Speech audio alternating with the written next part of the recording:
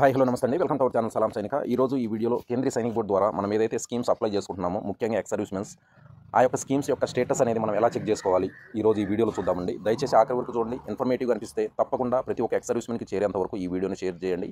మరీ ముఖ్యంగా మన తెలుగు రాష్ట్రాల్లోని ఎక్స్ సర్వీస్మెన్స్కి ఇది చాలా ఇంపార్టెంట్ అండి. ఇక వీడియోలోకి వెళ్దామండి. కేంద్రీయ సైనిక్ బోర్డు వెబ్సైట్ కేఎస్బి, మన గూగుల్లోకి వెళ్ళేసి కేఎస్బి టైప్ చేసినట్లయితే ఈ విధంగా మనకి మొదటిగా ఇక్కడ చూశారు కదా, కేంద్రీయ సైనిక్ బోర్డు ఆన్లైన్ ksb.gov.in ఈ వెబ్సైట్ అండి. ఈ వెబ్సైట్లో దీన్ని ఫస్ట్ వెబ్సైట్ని క్లిక్ చేయండి. క్లిక్ చేసిన వెంటనే మనకి ఇంటర్ఫేస్ అనేది ఈ విధంగా మనకు షో చేయడం జరుగుతుంది. కేంద్రీయ సైనిక్ బోర్డు సెక్రటరేట్, ఇక్కడ user name, password, verification code, login. ఇక్కడ యూజర్ నేమ్ ఆల్రెడీ రిజిస్టర్ ఎలా చేయాలని చెప్పేసి ఆల్రెడీ మనం వీడియో చేయడం జరిగింది. ఆ వీడియో లింక్ మీకు డిస్క్రిప్షన్లో ఇస్తాను. అక్కడి నుంచి ఆ వీడియోని చూసి మీరు ఈ రిజిస్ట్రేషన్ ఈ సైట్లో ఎలా చేయాలో మీరు చేయొచ్చండి. ఇక్కడ యూజర్ నేమ్, పాస్వర్డ్, ఈ క్యాప్చా ఇక్కడ సబ్మిట్ చేసి ఇక్కడ లాగిన్ మీద క్లిక్ చేయండి. మనం లాగిన్ అయ్యాము. లాగిన్ అయిన వెంటనే మనకి స్టేటస్ అనేది ఈ విధంగా షో చేయడం జరుగుతుందండి. ఇక్కడ మీరు చూడొచ్చు, ఇక్కడ అప్లికేషన్ నెంబర్, మనం ఏదైతే స్కీమ్ కొరకు అప్లై చేసామో అప్లికేషన్ నెంబర్ మనకి ఈ విధంగా షో చేయడం జరుగుతుంది. ఇక్కడ వారి ఎక్స్ సర్వీస్మెన్ నేమ్ ఇక్కడ ఈ విధంగా షో చేయడం జరుగుతుంది.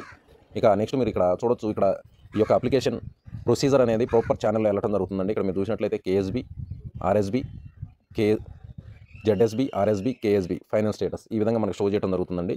ఇక్కడ మీరు జాగ్రత్తగా గమనించినట్లయితే క్లియర్గా మనకు ప్రతి విషయం ఇక్కడ షో చేయడం జరుగుతుంది. ఇక్కడ చూడొచ్చు మీరు ZSB recommend, RSB recommend, KSB recommend, final status ఇక్కడ అప్రూవ్డ్ ఈ విధంగా మనకు షో చేయడం జరుగుతుందండి.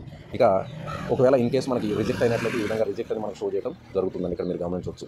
ఇన్ కేసు మనం ఈ అప్లికేషన్ ఇక్కడ ఏదైనా మనం ఎలా అప్లికేషన్ అప్లై చేసాము, అప్లికేషన్ ఎడిట్ చేయాలి, ఏదైనా మనకు అబ్జర్వేషన్ వచ్చింది అంటే ఇక్కడ ఏదైతే మనకి ఐ సింబల్ షో చేస్తుంది కదండి, ఈ ఐ సింబల్ మీద మనం క్లిక్ చేసినట్లయితే ఈ యొక్క అప్లికేషన్ మనం చూసే అవకాశం ఉంటుంది. ఇక్కడ మీరు జాగ్రత్తగా గమనించాలి. ఇది మొత్తం కూడా ప్రాసెస్ స్టేటస్ అనేది నేను మొత్తం కూడా మొబైల్ ద్వారానే చూడటం జరుగుతుంది. ఇక్కడ మీరు గమనించవచ్చు అప్లికేషన్ నెంబర్, అలాగే మనం ఏదైతే అప్లికేషన్ మనం అప్లై చేసామో financial assistance for education of children ఈ విధంగా మనకి షో చేయడం జరుగుతుందండి. ఇన్ కేసు మనకి ఏదైనా అబ్జర్వేషన్ వచ్చినట్లయితే ఇక్కడ మనకి రిమార్క్స్ కాలంలో ఇక్కడ మనకు షో చేయడం జరుగుతుంది. అప్పుడు మనకి ఎడిట్ చేసే అవకాశం కూడా ఉంటుందండి. ఈ విషయాన్ని మీరు గమనించాలి. ఇన్ కేస్ మీరు ఈ అబ్జర్వేషన్ వచ్చిన వితిన్ 30 days లోపు ఈ యొక్క అబ్జర్వేషన్ రెక్టిఫై చేసి అప్లికేషన్ రీసబ్మిట్ చేయనట్లయితే ఈ యొక్క సిస్టమ్ అనేది, ఈ వెబ్సైట్ యొక్క సర్వర్ అనేది ఆటోమేటిక్గా ఈ యొక్క అప్లికేషన్ని రిజెక్ట్ చేయడం జరుగుతుందండి. ఈ విషయాన్ని మీరు గమనించుకోవాలి. ప్రతి వీక్లీ వన్స్ తప్పకుండా మీ యొక్క అప్లికేషన్ యొక్క స్టేటస్ అనేది తప్పకుండా చెక్ చేసుకోవాలండి. మీకు అందరికీ తెలుసు, మ్యాక్సిమం ఎడ్యుకేషన్ అసిస్టెన్స్కి పర్ చిల్డ్రన్ 12,000 రావడం జరుగుతుందండి. అలాగే పిఎంఎస్ఎస్కి పాపకైతే 36,000, అలాగే బాబుకైతే 30,000 పర్ ఇయర్ రావడం జరుగుతుందండి. వాళ్ళ కోర్స్ 3 years 4 years ఎన్ని ఇయర్స్ నడిస్తే అన్ని ఇయర్స్ వారికి ఈ అసిస్టెన్స్ అనేది ఇవ్వడం జరుగుతుంది.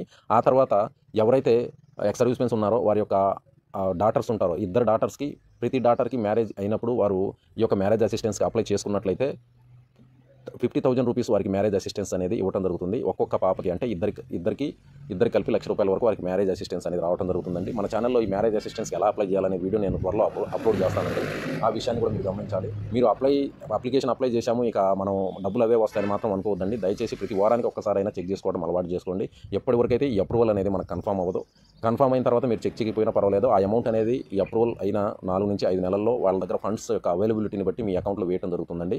దాని విషయంలో మీకు టెన్షన్ అవసరం లేదు. ఇదండి ఈ యొక్క స్టేటస్ చెక్ చేసుకునే విధానం, అలాగే రెక్టిఫై చేసుకునే విధానం, అబ్జర్వేషన్స్ రెక్టిఫై చేసుకునే విధానం అనేది మీకు క్లియర్గా చూపించాను. మీరు మొబైల్ ద్వారా కూడా చాలా ఈజీగా ఇలా చెక్ చేసుకోవచ్చండి. ఇంకా ఏవైనా విషయాలు నా నుండి తెలుసుకోవాలనుకుంటే కమెంట్స్ ద్వారా తెలియజేయగలరండి. నేను తప్పకుండా మీకు రిప్లై ఇవ్వడానికి ప్రయత్నం చేస్తాను. అలాగే మన ఎక్స్ సర్వీస్మెన్స్ కూడా PM సూర్యగారి యోజన నుంచి మనం ఈ యొక్క సోలార్ ప్యానల్స్ అనేది సెటప్ చేసుకొని సోలార్ పవర్ని యూజ్ చేసుకునే అవకాశం ఉందండి. వీటి వివరాలు మీరు తెలుసుకోవాలన్నట్లయితే ఆల్రెడీ మనకు వీడియో చేశాము. ఆ వీడియో లింక్ కూడా నేను డిస్క్రిప్షన్లో సబ్మిట్ చేయడం జరుగుతుంది. అక్కడి నుంచి మీరు చెక్ చేసి మీరు ఇన్ కేసు వాటి వివరాలు ఏమైనా తెలుసుకోవాలనుకుంటే మమ్మల్ని సంప్రదించవచ్చండి. ఇక మరో వీడియోలో మరలా కలుద్దాం. జై హింద్, జై భారత్.